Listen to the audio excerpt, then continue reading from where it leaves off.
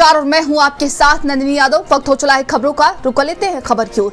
खबर लखनऊ से, जहां पर योगी सरकार का महामंथन है। आज सीएम योगी की अध्यक्षता में कैबिनेट की बैठक है। आज लोक भवन में यूपी कैबिनेट की बैठक होगी। सुबह 11 बजे लोक भवन में कैबिनेट की बैठक होगी। कैबिनेट बैठक में संभल की न्यायिक रिपोर्ट रखी जाएगी। तो ये बड़ी खबर देखिए सामने आ रही है। और आज सुबह 11 बजे लोक भवन में कैबिनेट की बैठक होगी, जिसमें संभल की रिपोर्ट रखी जाएगी। और संभल की न्यायिक रिपोर्ट की अगर हम बात करते हैं तो इसको लेकर देखिए पहले से ही विवाद छिड़ा हुआ है और तमाम आरोप प्रत्यारोप का भी दौर जारी है। वहीं आज मंथन किया जाएगा।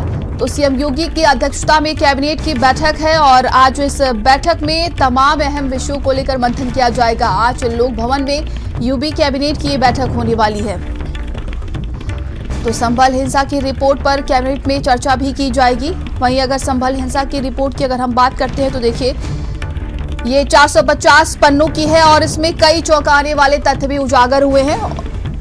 और ज्यादा जानकारी के साथ संवाददाता संदीप हमारे साथ जुड़ गए। संदीप, आज कैबिनेट की बैठक होने वाली है जिसमें संभल की न्यायिक रिपोर्ट जो सौंपी गई उसको लेकर चर्चा किया जाएगा। क्या लगता है क्या हो सकता है इसमें? नंदिनी, उत्तर प्रदेश योगी आदित्यनाथ की देखिए अध्यक्षता में मुख्यमंत्री हैं और इन्हीं की अध्यक्षता में आज लोक भवन में कैबिनेट की देखिए बैठक होनी है। कैबिनेट की बैठक महत्वपूर्ण इसलिए मानी जा रही है कि देखिए संभल की जो न्यायिक रिपोर्ट है उस पर भी चर्चा होगी, क्योंकि 450 पन्नों से ज़्यादा की एक पूरी जो रिपोर्ट है उसको मुख्यमंत्री योगी आदित्यनाथ को दिया गया था, जिसके बाद ये देखा गया था कि वहाँ पर 1947 के बाद से लगातार हिंदुओं की संख्या में कमी क्यों आ रही, क्योंकि वहाँ पर लगातार दंगे हो रहे थे। इसको लेकर हो सकता है कि आज कैबिनेट में किसी तरीके का कोई प्रस्ताव पास हो सकता है या फिर चर्चा हो सकती है। और उसी के साथ साथ देखिए आउटसोर्सिंग से जुड़े हुए मामलों को लेकर ये बताया जा रहा है कि एक नया प्रस्ताव लाया जा सकता है जिससे उनका शोषण ना हो और उसी के साथ साथ उनकी आय में वृद्धि की जाए। ये भी बताया जा रहा है कि निर्यात संबंधी प्रस्ताव को लेकर भी चर्चा होगी। और उसी के साथ साथ देखिए रजिस्ट्री से जुड़े मामलों को लेकर, पहले अगर कोई भी रजिस्ट्री कराई जाती थी तो उसमें 1 लाख से ऊपर का खर्चा आता था। ये अलग अलग तरीके के प्रावधान थे, लेकिन अब उसमें 10,000 में ही 2 पीढ़ी के जो लोग हैं वो रजिस्ट्री करा सकेंगे। तो ये समझा जा सकता है कि जो पारिवारिक एक वाद विवाद का झगड़ा होता है वो समाप्त हो सकेगा।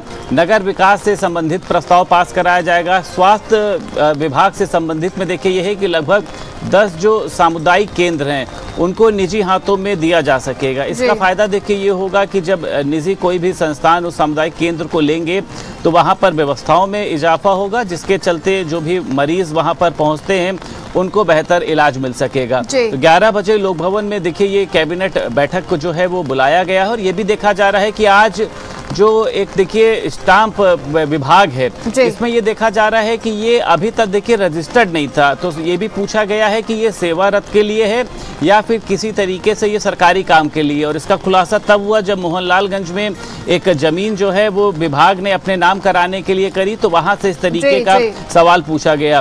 तो मुझे लगता है कि उसको लेकर भी देखिए आज चर्चा होगी, क्योंकि रजिस्ट्री स्टाम्प के मामले में सबसे ज्यादा जो तेजी से आमदनी होती है वो इसी विभाग की होती है। लेकिन ये देखा जा रहा है कि ये अभी तक देखिए विभाग जो है वो रजिस्टर्ड ही नहीं है। तो इसको लेकर भी मुझे लगता है कि एक प्रस्ताव पेश कराया जाएगा। देखिए कई अहम प्रस्तावों पर चर्चा की जाएगी, कई अहम मुद्दे उठाए जाएंगे। लेकिन इस वक्त अगर हम हालातों की बात करें तो मौसम की मार कई जिले झेल रहे हैं। क्या लगता है किसानों के लिए क्या कुछ अहम फैसले हो सकते हैं?